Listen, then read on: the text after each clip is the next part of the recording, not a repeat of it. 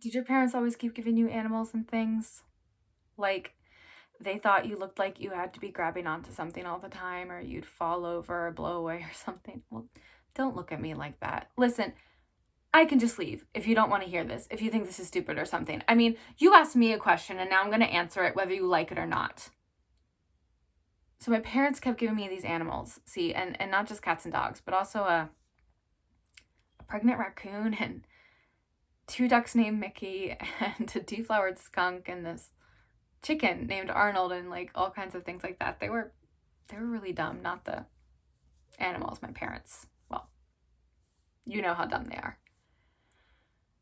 And the house we lived in was too close to the road.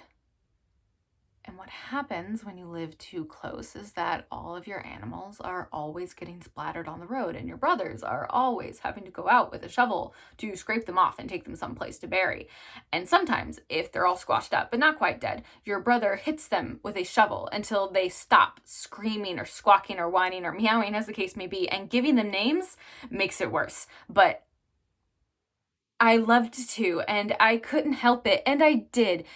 But then when it got splattered, it wasn't just the cat or the duck. It was somebody with a name that you lived with and slept with and talked at and listened to and fussed over and took care of and accepted you. And then it was just this mess that was left on the road. And after the last one, which was a small bow-legged Persian kitten named Clarence, age 6 months, who was sort of dumb and loved me a lot and didn't want any more than to just be alive and play with a piece of string or something.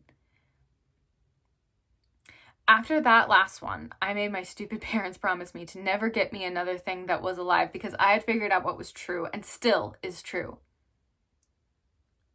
That there is no excuse and no way ever to make up for the millions and millions of innocent betrayed, squashed up dead. And nobody's parents and nobody's God was ever going to be able to explain that to me and make it all right. And the only way to not go crazy, if you had the misfortune of being a compulsive namer and lover, was to not hook yourself up with splatterable things, because then it can never be your fault for needing or wanting them. Because if you don't give, you can't hurt, and you don't get guilty because you can't betray if you never gave to begin with. Doesn't that make sense to you? It does make sense. It does.